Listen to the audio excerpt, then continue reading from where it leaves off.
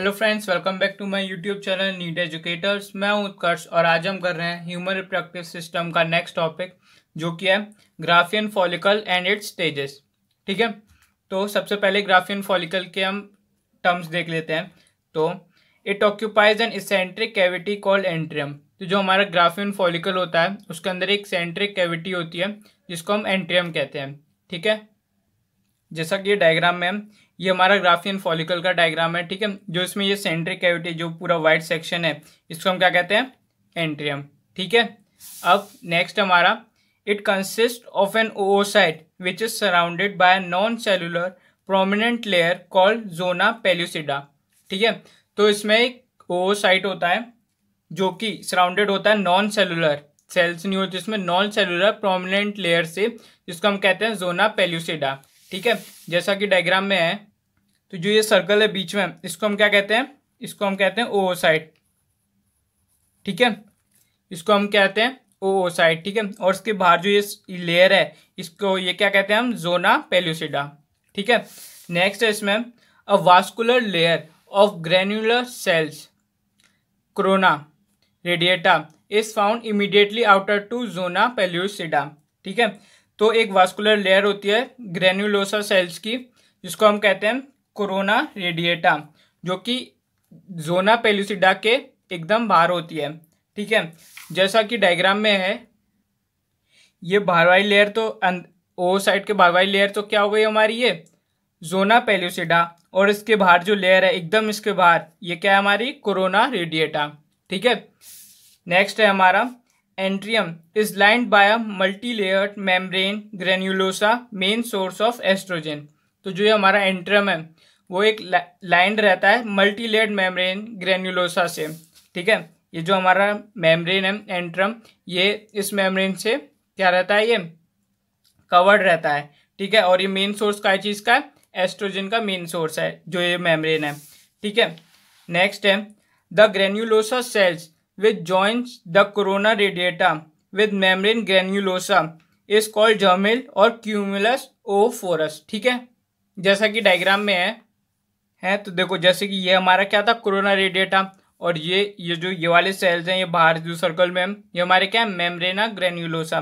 तो इसको corona radiata को और मेम्ब्रेना ग्रेन्युलोसा को जो कनेक्ट करता है वो हमारा क्या है, वो हमारा है क्यूमुलस oophorus, ये बीच का जो सेंटर है जो इसको कनेक्ट कर रहा है, और एंट्रियम के बीच में एक ब्रिज टाइप बना रहा है। ठीक है, नेक्स्ट है उसमें membrana granulosa is separated from the thecal layer by a basement membrane. तो जो हमारा मेम्ब्रेन ग्रेन्युलोसा है वो सेपरेट हो रहा है थीकल लेयर, जिसको हम क्या कहते हैं, बेसमेंट मेम्ब्रेन। जैसा कि इस डायग्राम में ये बेसमेंट मेम्ब्रेन है जो साइड वाला है। ठीक है, नेक्स्ट पॉइंट है theca layer consist of theca externa and theca interna. तो जो ये हमारी थीकल लेयर है, ये जो हमारी बाहर की एकदम बाहर वाली जो लेयर है इसको हम कहते हैं थीकल लेयर। ये टू टाइप्स की होती है, एक तो इसमें जो अंदर वाले हैं वो थीका इंटरना है। ठीक है, और जो इसके बाहर वाले हैं वो थीका एक्सटर्ना है। ठीक है, ये वाले, ये तो थीका इंटरना हो गया और ये हो गया थीका एक्सटर्ना। ठीक है, नेक्स्ट है हमारा इसमें at the time of ovulation the Graafian follicle ruptures to release ovum corona radiata and cumulus oophorus and remaining structures form corpus luteum.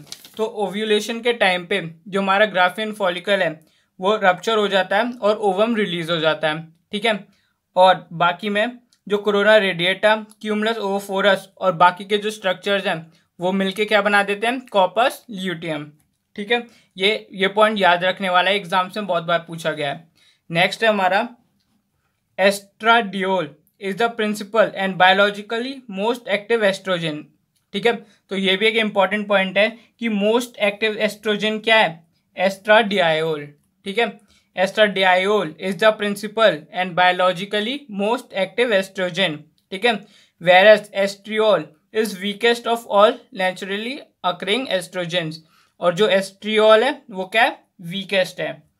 तो मोस्ट एक्टिव एस्ट्रोजन कौन सा है, एस्ट्राडायोल, और एस्ट्रियोल क्या है हमारा, वीकेस्ट है एस्ट्रोजन। ठीक है, और जो एस्ट्रियोल है इज फॉर्म्ड इन लिवर। जो हमारा एस्ट्रियोल है वो कहाँ पे बनता है, लिवर में।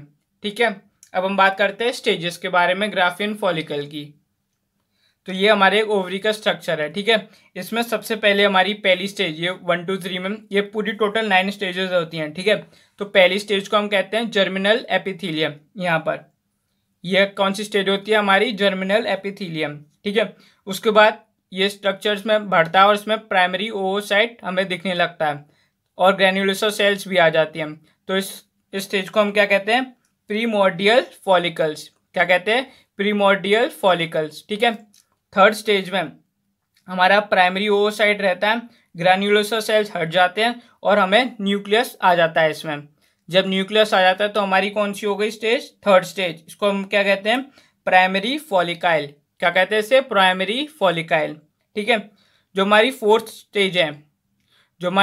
स्टेज है, इसमें सारे मेन कैरेक्टर्स आ जाते हैं। जैसे कि इसमें सेकेंडरी ओवोसाइट दिखने लगता है, सेकेंडरी फॉलिकाइल दिखने लगता है, थीका आ जाती है, थीका लेयर, जो कि किससे कंसिस्ट है, थीका इंटरना और थीका एक्सटर्ना। ठीक है, एंट्रियम क्लियर हो जाता है और ग्रैन्युलोसर सेल्स आ जाती हैं।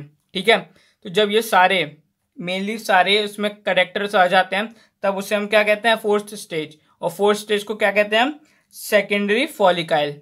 ठीक है, फोर्थ स्टेज को क्या कहते हैं, सेकेंडरी फॉलिकाइल। ठीक है, फोर्थ स्टेज के बाद हमारी फिफ्थ स्टेज आती है जिसको हम कहते हैं ग्राफियन फॉलिकाइल। ठीक है, जिसका अभी स्ट्रक्चर बताया था, इसको क्या कहते हैं, ग्राफियन फॉलिकाइल। इसमें हमारे सेकेंडरी ओवोसाइट क्लियर हो जाता है, न्यूक्लियस क्लियर हो जाता है, जोना पेलुसिडा अलग हो जाता है और ग्रैन्युलोसर सेल्स और एंट्रियम अलग हो जाते हैं। ठीक है, इसमें सब अलग अलग डिस्ट्रीब्यूटेड होते हैं, पर जबकि इसमें ग्राफियन फॉलिकल में जो फिफ्थ स्टेज है, इसमें सब अपनी अपनी जगहों पर पहुंच जाते हैं, इसमें सब मिक्स्ड रहते हैं। ठीक है, फिर आती है फिफ्थ के बाद सिक्स स्टेज, जिसमें क्या होता है, ये रप्चर हो जाता है। ठीक है, ग्राफियन फॉलिकल क्या हो जाता है, रप्चर। तो क्या सिक्स स्टेज को क्या कहते हैं, रप्चर्ड ग्राफियन फॉलिकाइल। ठीक है, सिक्स स्टेज के बाद क्योंकि रप्चर हो गया तो इसमें से सेकेंडरी ओवोसाइट बाहर आ जाता है। तो जब ये सेकेंडरी ओवोसाइट बाहर आ जाता है तब ये सेवेंथ स्टेज होती है, इसको हम क्या कहते हैं, ग्रैन्युलोसा सेल्स। सेवेंथ स्टेज, जब सेकेंडरी ओवोसाइट बाहर आ जाता है ग्राफियन फॉलिकल के रप्चर होने के बाद, तब उसे हम क्या कहते हैं, ग्रैन्युलोसा सेल्स। ठीक है, फिर एट्थ स्टेज हो जाती है active corpus luteum. Eighth stage को हम क्या कहते हैं, एक्टिव कॉर्पस ल्यूटियम। ठीक है, जो नाइन्थ स्टेज होती है ये होती है डिजनरेटिंग कॉर्पस ल्यूटियम। एट्थ और नाइन्थ स्टेज में, एट्थ स्टेज में जो बाकी के कंपोनेंट्स थे ग्राफियन फॉलिकल के, जैसे कि जोना पेलुसिडा, एंट्रियम वगैरह, ओवोसाइट, ये सब मिक्स हो जाते हैं और क्या बनते हैं, कॉर्पस ल्यूटियम। जैसा कि ग्राफियन फॉलिकल में अभी मैंने बताया था, जो लास्ट पॉइंट था मैंने कहा था इंपॉर्टेंट भी है, तो ये क्या बनते हैं, कॉर्पस ल्यूटियम। तो जब ये बन रहे होते हैं तो क्या होता है, एक्टिव कॉर्पस ल्यूटियम, जो कि एट्थ स्टेज में होता है। ठीक है, और जो नाइन्थ स्टेज होती है डिजेनरेटिंग कॉर्पस ल्यूटियम, यहाँ पे जो ग्राफियन फॉलिकल में से जो ये कॉर्पस ल्यूटियम है जब ये हट जाता है तो इसे कहते हैं डिजेनरेटिंग कॉर्पस ल्यूटियम।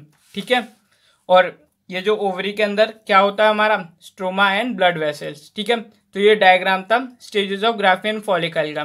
ठीक है, इसे आप पॉज करके अच्छे से नोट कर सकते हैं। और इस वीडियो में केवल इतना ही।